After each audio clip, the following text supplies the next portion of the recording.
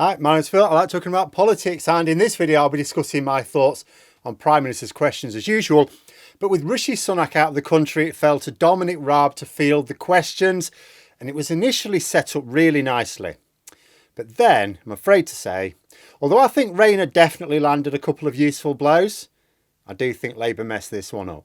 But first, if you'd like to be notified of daily news and politics, please subscribe to the channel and click the bell notification icon. So I had a comment yesterday, actually, that they on the channel, they appreciated my analysis, but could I dress with a bit more dignity? So I had a rummage around, to see if I had any dignity knocking about. And as luck would have it, found this pipe. Don't actually smoke, but a pipe is quite useful for lending a certain gravitas to a situation, I'd usually only use it in emergencies. That's probably why you haven't seen it for a while, if ever. But no harm in giving it a run now and then. I mean, as far as dignity goes, a pipe is synonymous with the most serious people. The proponents of the pipe are all taken very seriously. Hemingway, Wilson, Tolkien, Popeye. They all demand respect. So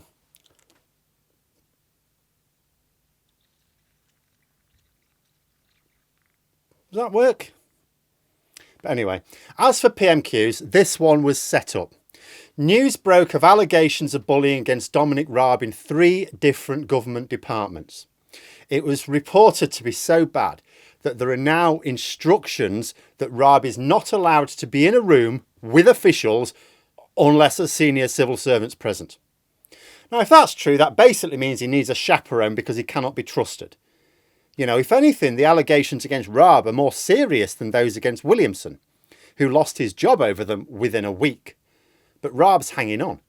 And it's anti-bullying week. Now, with Sunak out the country, Raab would have had to field the questions, as indeed he did. And Rayner was undoubtedly going to ask about this very thing. The Labour front bench all came in wearing anti-bullying badges. It was all set up. Only the Tories saw it coming and dodged it. Dominic Raab published a letter today that he has written to the Prime Minister, Rishi Sunak, to request an investigation into himself. Now, it would be impossible for Labour to say that the government are dodging the issue because there's going to be an investigation. And if any questions about these specific allegations came up, Raab could deny them in general terms and then refer Rayner to the investigation.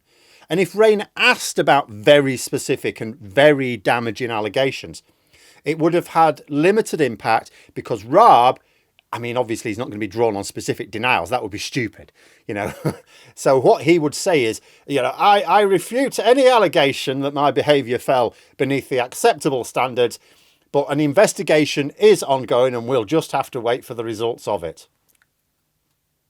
That's all he'd have to do. He doesn't have to use the pipe. At the start of the year, Boris Johnson hid behind investigations for months. First, the Sue Gray investigation, then the Met investigation. They just do the same thing every time you ask a question. Oh, you'll have to wait for the investigation. I couldn't possibly prejudge the investigation. It's like Raab would just do the same. But as luck would have it for Labour, we had some economic news today. Inflation at a 41-year high. It's reported that energy company SSE have trebled their profits, putting more pressure on the government to tax those unexpected profits instead of ordinary people. The government are going to try and say, oh no, we need to tax everyone to make this whole fill. It's like there's loads you could tax in windfall profit. And actually the windfall profits are even higher than we thought they were. Way more scope for taxing there. Now, yes, Labour could make, a lot of this economic incompetence and poor tax and spend choices tomorrow when the budget statement's presented, and they will. But given that Raab had basically sidestepped the bullying allegations for now with this investigation, it would have made sense for Rayner to switch. And I did think she was for doing that first. Actually, I don't know what her first question was about. She referenced the Russian missile attacks on Ukraine, not so much the one that sort of landed in Poland, but the general Russian attacks on Ukraine with missiles recently.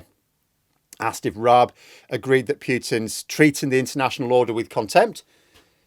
I suspect Raab couldn't believe his luck. He just got up and go, yeah, I agree, totally. Not sure of the point of that question because there was no cunning follow-up. If Rayner wanted to make the point of Labour support for Ukraine, yeah, she could have done that. You can open up with a statement and then ask a different question. You can open up with a statement, I'm sure the whole House will agree in me, and blah, blah, blah, blah, blah, then ask your real question. But anyway, her second question was better. She asked if Raab agreed that every pound hiding in tax havens is a pound lost to the UK. Obviously, Raab did not answer that question. But he responded by saying, actually, I think you'll find the non-dom rules are much stricter now than they were under Labour. The problem is that Labour has a policy of getting rid of the entire fiddle. So that really doesn't work as a defence. Labour are now aiming to tighten the non-dom rules to allow zero tax dodging. Then Rayner said that working people are paying for the protections of corporate profits. You know, she asked where the UK stood on the OECD league table for growth. At this point, I thought, good, bring up the bullying in the last question. Focus on the economy now. Just reference the bullying in the last question. You know, don't leave it all together. But there's no point in going at it because Raab will just say investigation to every question you put to him. Raab then said that the IMF is forecasting the strongest growth in the G7 for the UK. And for next year, this is true enough as a percentage. But three things to say there. First, Rayner didn't ask about forecast, she asked about the here and now. Never mind the forecast, what about the actual data we have? Second, recent forecasts, which rely on data from the UK government, have had a habit of being very optimistic of late. Every time you compare the reality of the economic situation with the forecast as it was 6 months before, it's like the forecast was a bit optimistic, wasn't it? I think the modelling is based on the idea the government don't deliberately try to crush our economy, and then the model fails because it turns out actually the government do exactly that. And third, if you shrink your economy enough, once it does start to grow again, the growth percentage will look good, but the actual amount of growth can still be poor. You know, our economy remains the only one in the G7 to remain smaller than before COVID and Brexit. Rayner responded that we were in 38th place out of 38. She said if there was a World Cup for growth, we wouldn't even qualify. Nice, I thought. Then she let it go. That was it. There wasn't even a follow-up question. She then turned to the bullying. She said that Raab's letter, where he asked for an inquiry into himself, didn't contain a hint of an apology. She asked if he'll apologise. I thought, hang on. Labour gets 6 questions here. The economic news today is bad for us, but great for corporate profits. There's a rich seam in there. Rayner wasted her first question, laid some decent groundwork for a major assault on the government's economic competence and commitment to working people, and then... what? She's now asking about the bullying? There's 3 more questions. And that was it. Her 2 questions on economic matters were just tracer fire. They didn't land the major blows, but she had him set up. I actually thought Raab was a bit worried at this point. Now, I wouldn't say she let him off the hook, because the bullying allegations are serious, and they're serious for him. They will pose a serious risk to his future political career. But he'd shielded himself from those questions in the short term with the investigation. He had no such shield against accusations of taxing struggling working households, even more when we already have the highest tax burden for over 70 years, and there's even more windfall profits than we thought there were before. 3 questions on the bullying, and they were so easy for Raab to deal with. Like, Rayner did make a very good point. She said the fact that Raab had to call for an investigation into himself was because Rishi Sunak was too weak to get a grip himself. Now, that was good. That was pipe good. It's in line with the general Labour strategy of pointing out that although members of the cabinet are falling well below the acceptable standard, it's the fact that the Prime Minister is weak that allows them to continue. But that's it. That's all there was. So that could have been in the 6th question. She attacked his behaviour and asked why he was still here. Raab just said that if Rayner would like to put a specific point to him, he would address it. So that was easily dodged. So then she did. Problem is, she put 3 to him. She said that Raab seems to be suggesting there's no problem. Is he saying that civil servants are lying? Who's going to carry out the investigation? When's the government going to appoint a new ethics advisor? So unfortunately, clear questions, but 3 clear questions in one. So as is standard in political debates, if you get asked 3 questions at once and you don't fancy answering them, you just answer the easiest. So he did. Raab said that an ethics advisor was being appointed, leaving him free to dodge the question about whether officials were lying or who would carry out the investigation. Mind you, could have easily dodged the second as well. because he's only just requested the investigation. He can't possibly answer who's going to carry it out. Sunak would appoint the person to carry it out, not Raab. And that was that. I mean, not awful, but the line on the economy was the much stronger one to take. She made one good point on the bullying, one point that would stick. And that was, so she only needed one question for it. And I get that the bullying questions would have been worked on all week. Up until this morning, I would have expected it to be the main theme. Absolutely. And it would have been the right decision if Raab and Sunak were continuing to brazen it all out, but they didn't.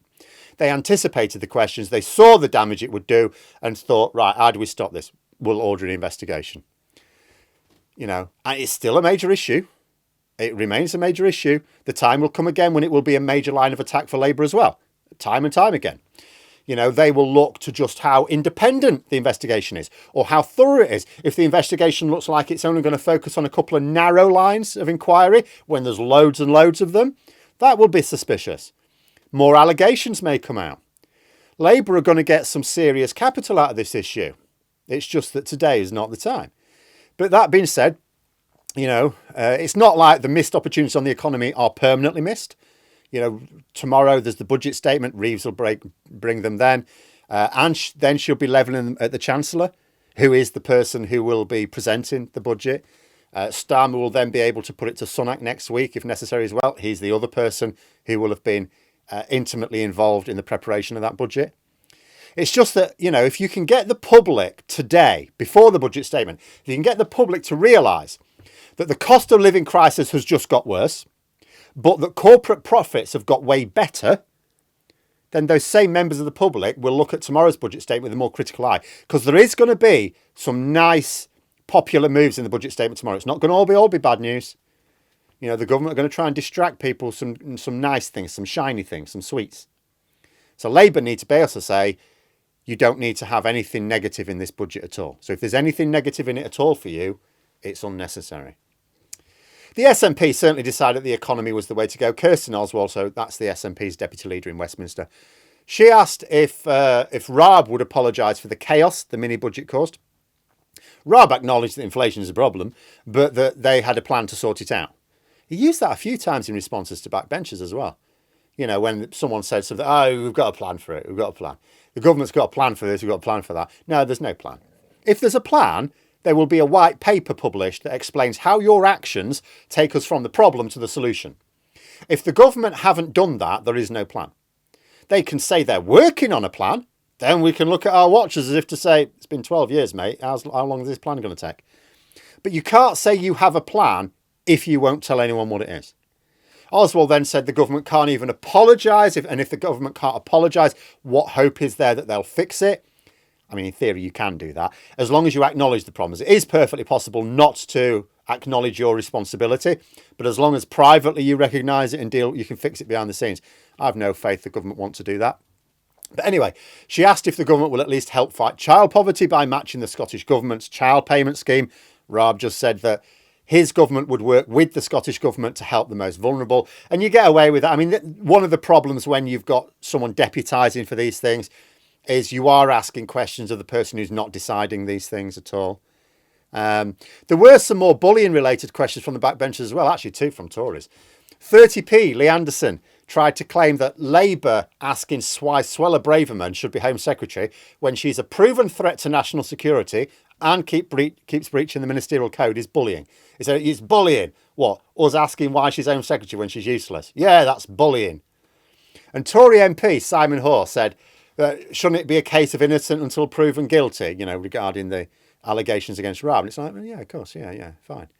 Problem is that these are the same Tory MPs who were free enough to convict people even when criminal investigations were ongoing, long before a case is brought to court even.